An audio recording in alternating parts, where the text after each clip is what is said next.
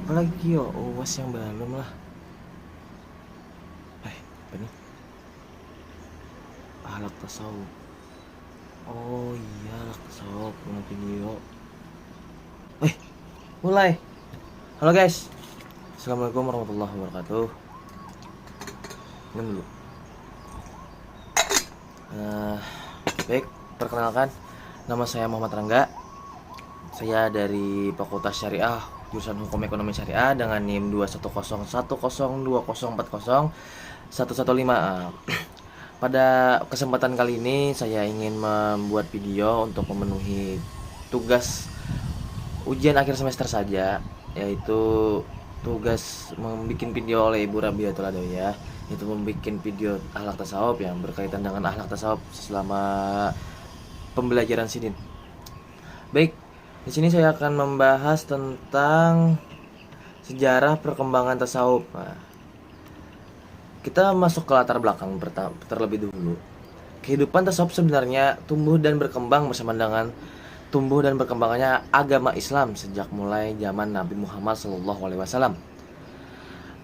Bahkan sebelum resmi diangkat oleh Allah sebagai Rasulnya, kehidupan beliau sudah mencerminkan ciri-ciri dan perilaku kehidupan sufi, di mana bisa dilihat dalam kehidupan sehari-hari beliau yang selalu penuh dengan kesederhanaan. Nah, jadi bisa kita ketahui bahwasanya Nabi Muhammad itu walaupun keturunan dari Bani Quraisy, kakek Sidin dan keturunan dan keluarga Sidin merupakan orang-orang terkemuka juga di Bani Sidin, tetapi Sidin sejak dari kecil sudah hidup dengan kesederhanaan. Nah, di samping menghabiskan waktu beliau untuk takarub kepada Tuhannya. Nah, kita masuk ke sejarah perkembangan tasawuf. Nah, pada masa Khulafaur Rasyidin ketiga yang pertama, istilah qura'a yaitu panggilan bagi pengkaji Al-Quran. Nah, kemudian pada masa Khalifah keempat muncullah istilah Mu'tazilah sebagai pertanda bagi orang yang menghindarkan diri dari pertikaian antara Ali dan lawan-lawannya, serta mereka berada di rumahnya masing-masing untuk konsentrasi menjalankan ibadah, dan antara mereka ada yang mengasingkan diri ke gua-gua. Nah, ketika itu muncullah istilah ubat atau ahli ibadah. Nah, dan bersamaan dengan itu muncullah istilah khawarij bagi orang-orang yang keluar dari barisan Ali radhiyallahu an. Bisa kita ketahui pada masa Khulafaur Rasyidin bahwasanya di situ ada istilah baru yang keluar, yaitu ada yang qura, ada qura yaitu pengkaji Al-Quran, dan ada juga namanya itu Mu'tazilah, yaitu orang menghindarkan diri dari pertikaian Ali dan lawan-lawannya. Seperti yang kita ketahui kan, bahwasanya Ali dan lawan-lawannya sedang bertikai lah, ada perperangan saudara begitu. Nah, disinilah muncul kaum Mu'tazilah, yaitu orang-orang yang menghindari diri dari pertikaian antara Ali dan lawannya. Nah, muncullah istilah ubad yaitu ahli ibadah. Nah, dan pada saat itu juga muncul juga istilah khawarij, yaitu orang-orang yang keluar dari barisan Ali radhiyallahu anhu. Oke, kita lanjut. Secara garis besar, kehidupan kerohanian dalam Islam terbagi menjadi dua, yaitu zuhud dan tasawuf. Nah, hanya saja diakui bahwa keduanya merupakan istilah baru. Nah, kenapa jadi istilah baru gitu? Sebab keduanya belum ada pada masa Nabi Muhammad SAW.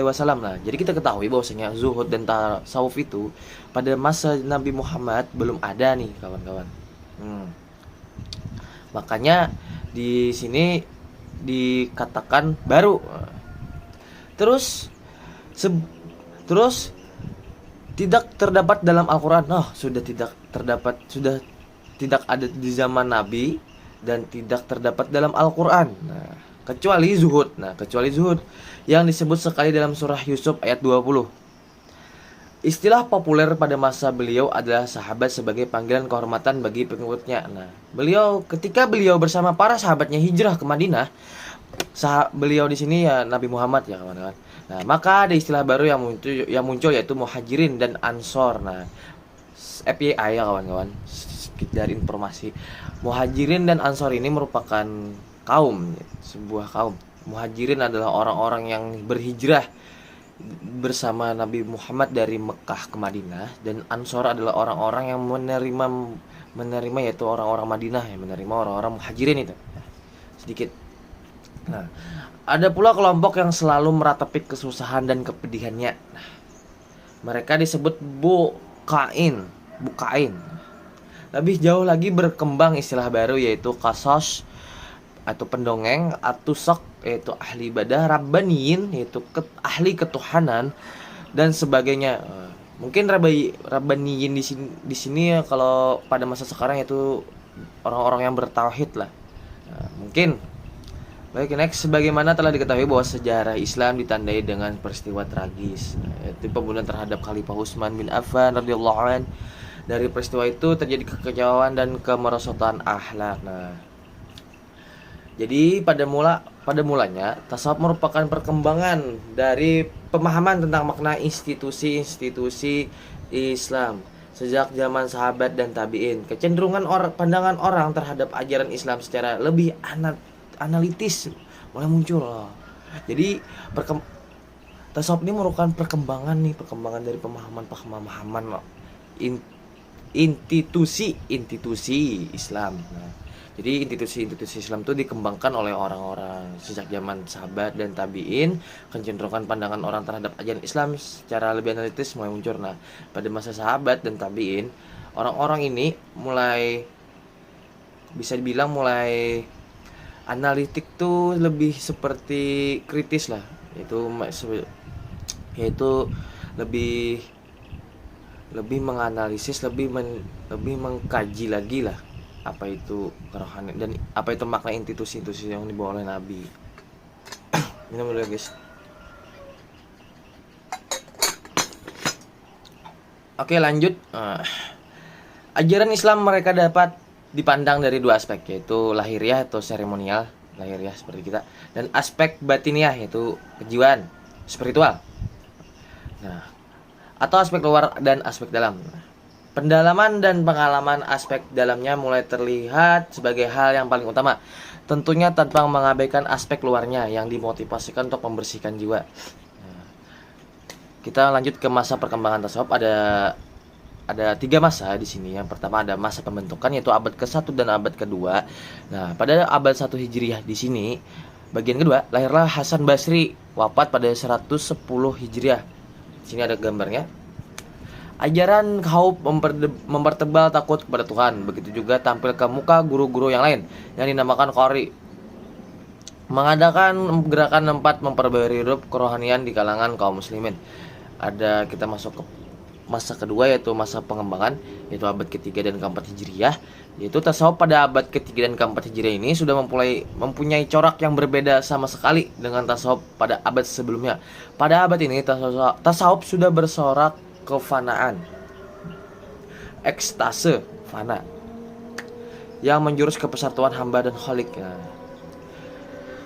kita masuk ke fase ketiga yaitu masa konsolidasi, abad ke-5 dan ke-6 Hijriah.